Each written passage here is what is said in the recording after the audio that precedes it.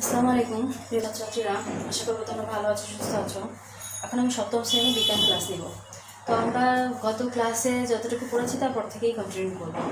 আমরা গত ক্লাসে পড়তেছিলাম দশম অধ্যায় বিদ্যুৎ ও চৌম্বকের ব্যবহার। দেখো, বিদ্যুৎ ও চৌম্বকের ব্যবহার, এখানে আমরা আধান পড়েছিলাম, চার্জের উৎপত্তি করেছিলাম, চার্জ কি সেটা পড়েছিলাম, চার্জ কত প্রকার, কি কি চার্জের উৎপত্তি কোথায়, কিভাবে চার্জ চলাফেরা করে, অর্থাৎ আধান কিভাবে, প্রত্যেক জিনিসের একটা মাধ্যম আছে চলাফেরার জন্য, তাই না? চার্জেরও একটা মাধ্যম আছে চলাফেরার জন্য, একটা পরিবাহী আছে, অর্ধপরিবাহী আছে, সেই মাধ্যমকে বলা হয় পরিবাহী। অর্ধপরিবাহী, অপরিবাহী, বিভিন্ন মাধ্যমে চার্জ পরিবাহিত হতে পারে। পার্ট 4 পর্যন্ত আমরা পড়েছিলাম। আজ আমরা পার্ট 5 পড়ব, স্থির বিদ্যুৎ হতে জলবিদ্যুৎ সৃষ্টি। আমরা একটা পরীক্ষা করেছিলাম যে একটা চিরুনি দিয়ে, কেমন ছিল পরীক্ষাটা? দেখো, একটা চিরুনি ছিল, চিরুনিটা আমরা রেশমি কাপড় দ্বারা ঘর্ষণ করেছিলাম।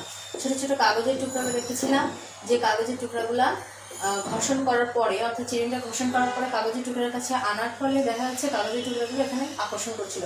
অর্থাৎ এই যে চিরুনিটা, এই চিরুনিটাকে রেশমি কাপড় দ্বারা ঘর্ষণের ফলে কিছু বিদ্যুৎ তৈরি হয়েছে, স্থির বিদ্যুৎ তৈরি হয়েছে।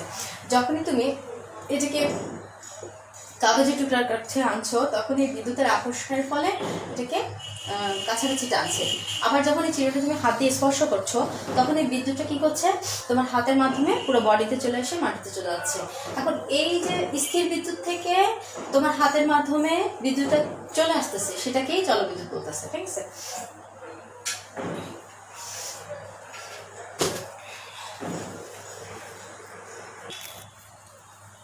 আচ্ছা, খেয়াল করো, স্থির বিদ্যুৎ হচ্ছে জলবিদ্যুৎ সৃষ্টি। আমরা একটা পরীক্ষার মাধ্যমে দেখলাম। এবার সংজ্ঞাটা দেখি যে স্থির বিদ্যুৎ থেকে জলবিদ্যুৎ কীভাবে পরিবর্তন হচ্ছে, অর্থাৎ এক স্থান থেকে অন্য স্থানে কীভাবে যাচ্ছে, সেটা আমরা একটু দেখবো।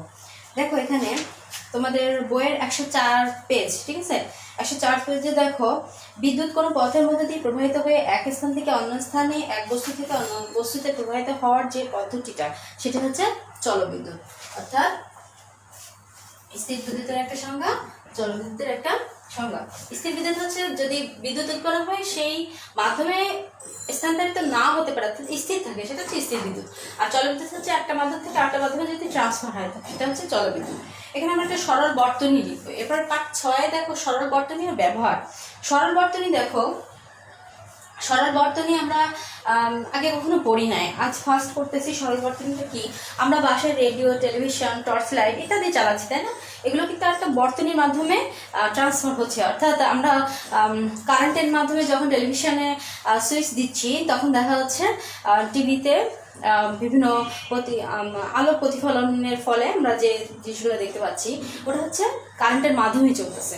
এখন এই সরল বর্তনীর মাধ্যমে সার্কিটটা কমপ্লিট হবে। কিন্তু আবার সরল বর্তনী কীভাবে তৈরি করা যায়? বিদ্যুৎ প্রবাহ চলাচলের একটা নির্দিষ্ট পথ থাকে, সেই পথটাকে সরল বর্তনী বলে। অর্থাৎ সংজ্ঞা যদি লেখো, তাহলে হবে বিদ্যুৎ প্রবাহ চলাচলের নির্দিষ্ট পথকে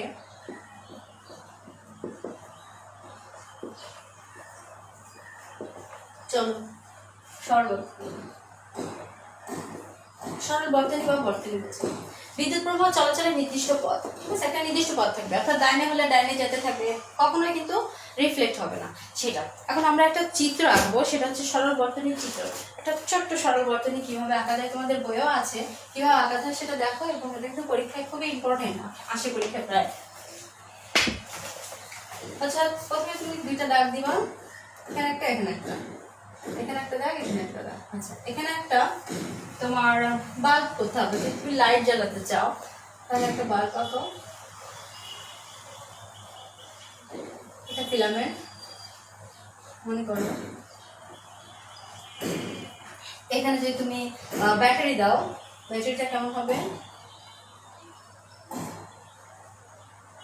এখানে হচ্ছে পজিটিভ, এটা হচ্ছে নেগেটিভ। এখানে চাবি, চাবি একটা কে দ্বারা প্রকাশ করা হয়, ঠিক আছে? দেখো, এটা যদি বাল্ব হয়, আমি লিখে দিচ্ছি তোমাদের। বাল্ব, এটা পরিবাহী,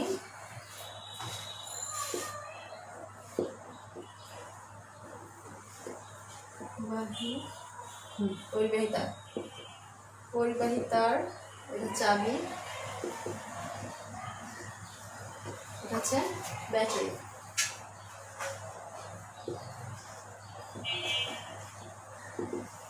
বলটা যদি আমরা এখানে লিখি তাহলে একটা সিকোয়েন্স মেনটেন হবে, ঠিক আছে।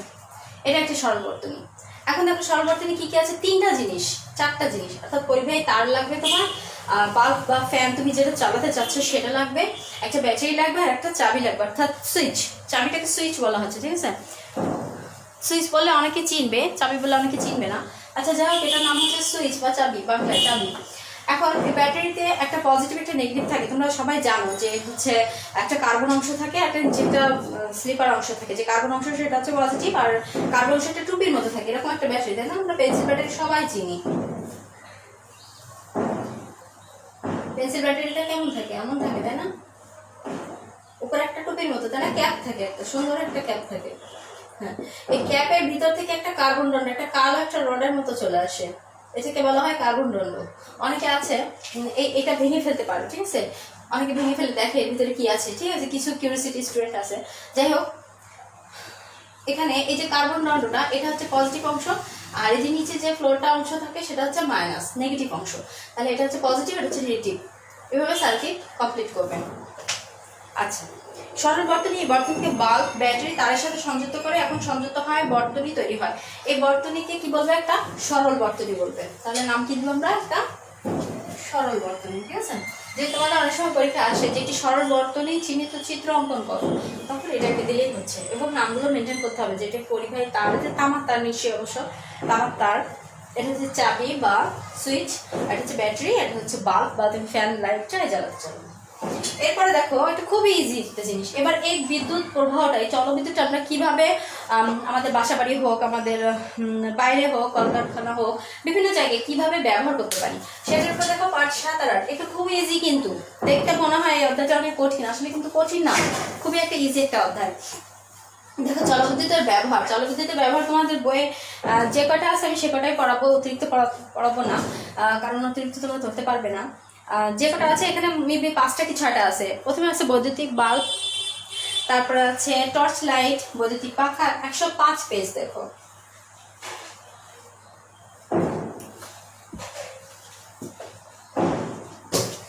এটা 105 পেজে আছে, ঠিক আছে, 105 পেজে আছে। বৈদ্যুতিক চলবিদ্যুতের ব্যবহার, এই যে বিদ্যুৎটা সার্কেল কমপ্লিট করতেছে, এটা ব্যবহার কি। বৈদ্যুতিক বাল্ব দেখো, বৈদ্যুতিক বাল্ব আমরা বাসা বাড়িতে দেখেছি না, কেমন এরকম থাকে, বিভিন্ন সাইজের থাকে, তাই না? এখানে একটা অংশ থাকে, এর ভিতরে যে একটা তারের মতো থাকে, একটা কুণ্ডলী পেঁচানো থাকে, তাই না? এই অংশটা,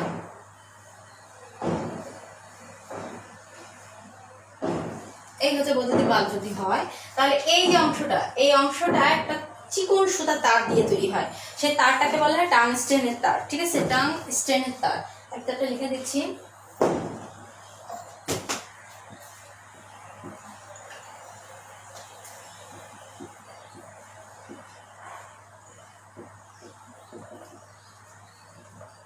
ঠিক আছে।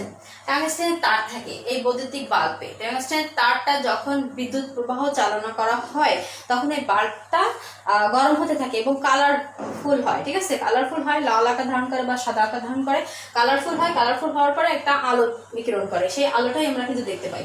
সেই আলো সমৃদ্ধশীল, অর্থাৎ বৈদ্যুতিক বাল্বের ভিতরে যে এরকম একটা কুণ্ডলীর মতো অংশ থাকে, ঠিক আছে, যে একটা কুণ্ডলী অংশ থাকে, এখানে এরকম বাল্ব,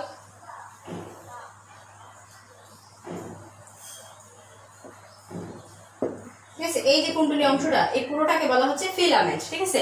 আর এই যে তারটা দিয়ে তৈরি হয়, তারটার নাম হচ্ছে টাংস্টেনের তার, মনে রাখবে এটা টাংস্টেনের তার। এই তারটা গরম হওয়ার ফলে বৈদ্যুতিক বাল্ব থেকে আলো বিকিরণ হয়, অর্থাৎ স্থির বিদ্যুৎ ছিল কি, তার মাধ্যমে স্থির বিদ্যুৎ চালিত হচ্ছে, ওটা যখন তুমি সুইচ দিচ্ছ তখন এখানে বিদ্যুৎটা প্রবাহিত হচ্ছে এবং আলো বিকিরণ করছে, অর্থাৎ বৈদ্যুতিক শক্তি আলোক শক্তিতে পরিণত হচ্ছে। এবার হচ্ছে টর্চ লাইট। টর্চ লাইটে কি থাকে, টর্চ লাইটে তোমরা একটু আগেই আমরা দেখেছি যে একটা পজিটিভ একটা নেগেটিভ প্রান্ত থাকে, তাই না? পজিটিভ প্রান্ত আর নেগেটিভ প্রান্ত, যখন তুমি টর্চের পিছনে সুইচ টেপো তখন কাচের সামনের দিকে একটা লাইট জ্বলতে থাকে এবং সেটা হচ্ছে আলো বিকিরণ করে থাকে। এবার বৈদ্যুতিক পাখা অর্থাৎ ফ্যান যেটাকে বলে, ফ্যান ছাড়া আমরা গরমে চলতে পারি না, তাই না? এটা ফ্যানটার সাথে খুব পরিচিত আমরা। এই ফ্যানটা হচ্ছে বিদ্যুৎ শক্তিকে যান্ত্রিক শক্তিতে রূপান্তরিত করতে পারে। ঠিক এই অধ্যায়ের আগে যে আমরা যে অধ্যায়টা করেছি সেই অধ্যায়ে আমরা দেখেছি যে বৈদ্যুতিক শক্তি হচ্ছে যান্ত্রিক শক্তি রূপান্তরিত হওয়ার একটা বিশেষ একটা তোমার উদাহরণ হচ্ছে বৈদ্যুতিক পাখা বা ফ্যান। এবার বৈদ্যুতিক হিটার দেখো, বৈদ্যুতিক হিটার কখনো দেখেছি কিনা আমরা জানি না, বা যাদের বাসায় এখন নাও থাকতে পারে, কিন্তু একসময় বৈদ্যুতিক হিটার খুবই প্রচলন ছিল, ঠিক আছে? এখনও কিন্তু প্রচলন আছে। বৈদ্যুতিক হিটারটা তোমার বিভিন্ন কোম্পানিতে বড় চুলি আকারে থাকে, ঠিক আছে? চুলি আকারে, যেমন ওটা থেকে তোমার কারেন্ট উৎপন্ন হওয়ারও পসিবল আছে, বৈদ্যুতিক হিটার ব্যবহার করা হয়। আচ্ছা আচ্ছা দেখো এখানে বৈদ্যুতিক